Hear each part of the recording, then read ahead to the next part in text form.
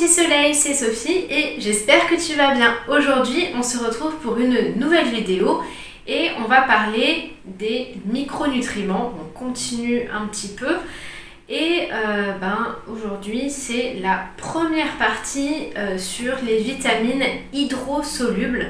Donc les vitamines hydrosolubles, ce sont toutes les vitamines du groupe B et la vitamine C. Donc là, aujourd'hui, je vais te parler de la vitamine B1, B2, B3, B5 et B6.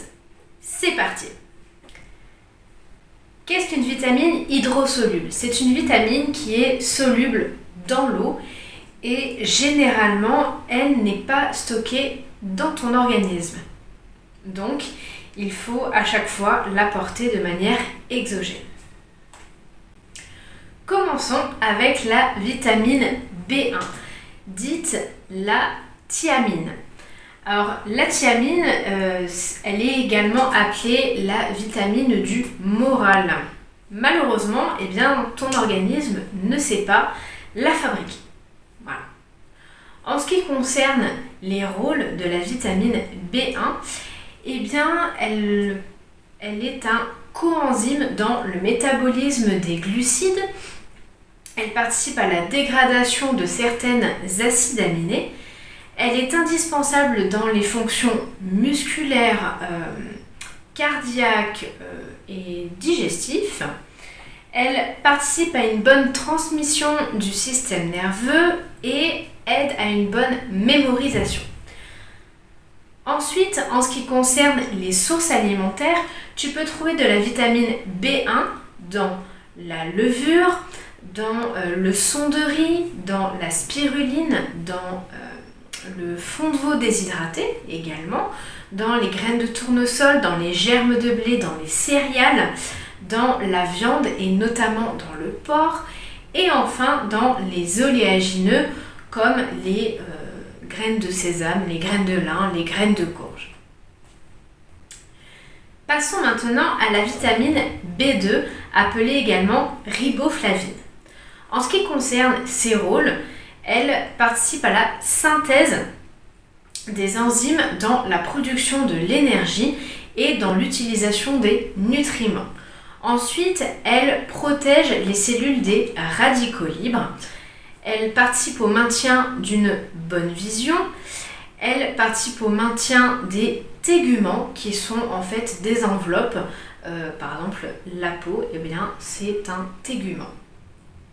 Ensuite, elle participe aux réactions enzymatiques. Elle absorbe les glucides, elle participe au métabolisme des acides aminés et participe à l'oxydation des cellules.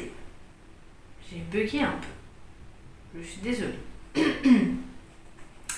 En ce qui concerne les sources alimentaires, on peut trouver de la vitamine B2 dans de la gelée royale, dans le fromage, dans la levure boulangère, dans la spiruline, dans les foies, comme par exemple le foie de génisse, dans les rognons de bœuf, dans le lait et dans les yaourts.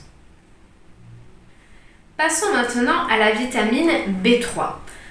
En ce qui concerne ses rôles, elle en a deux principaux. Tout d'abord, la vitamine B3 est un coenzyme d'oxydoréduction au métabolisme des macronutriments. Les macronutriments, je le rappelle, protéines, lipides et glucides. Ensuite, la niacine, qui est un des composants chimiques de la vitamine B3, diminue la concentration de cholestérol sanguin chez certains patients qui ont eu un infarctus. En ce qui concerne les sources alimentaires, tu peux trouver de la vitamine B3 dans la gelée royale, dans le café et dans la chicorée soluble, dans le son de blé, dans les biscuits secs, dans les chips de pommes de terre également, dans le foie de veau, dans la viande, dans le poisson et enfin dans les céréales complètes. Passons maintenant à la vitamine B5, appelée également l'acide pantothénique. Cette vitamine est produite par la flore intestinale, mais on doit même l'apporter de façon exogène, c'est-à-dire par l'alimentation. En ce qui concerne ces rôles, eh bien, la vitamine B5 participe à la production de l'énergie dans les cellules. Ensuite, elle transporte l'oxygène dans le sang. Elle participe à la synthèse des acides gras, du cholestérol et des hormones stéroïdiennes comme le stress et les hormones sexuelles également. Ensuite, elle diminue le LDL cholestérol qui est donc le mauvais cholestérol, ce qui est un bon point. Elle constitue le coenzyme A qui est indispensable dans la transformation des glucides en lipides. Et enfin, elle participe à la formation et au fonctionnement des tissus.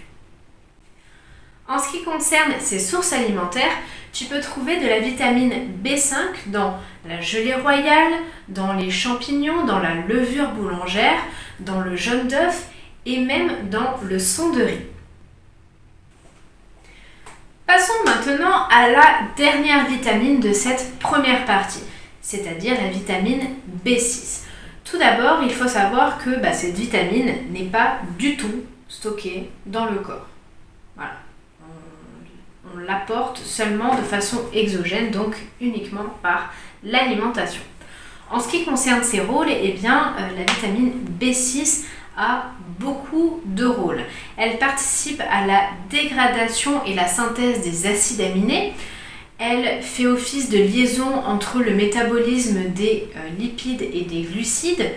Elle participe à la saturation et la désaturation des acides gras.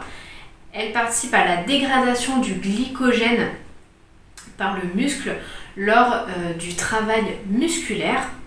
Elle participe à la synthèse de la vitamine B3 et également de l'hémoglobine. Elle participe au développement cérébral et cognitif du fœtus à l'enfance. Et elle a une bonne fonction immunitaire. Elle donne une bonne fonction immunitaire. En ce qui concerne ces sources alimentaires, tu peux trouver cette vitamine B6 dans la gelée royale, dans les biscuits secs, dans la menthe séchée, dans le poivre de Cayenne, dans le paprika également, dans le vinaigre balsamique, dans le foie, dans les volailles et dans le poisson. Et voilà, cette vidéo touche à sa fin. Si cette première partie t'a plu, n'hésite pas à mettre un pouce vers le haut. Ça fait plaisir et puis ça aide un petit peu la chaîne. Et moi je te dis à dimanche prochain pour un nouveau rendez-vous. Je te fais un gros bisou et surtout, prends soin de toi au naturel.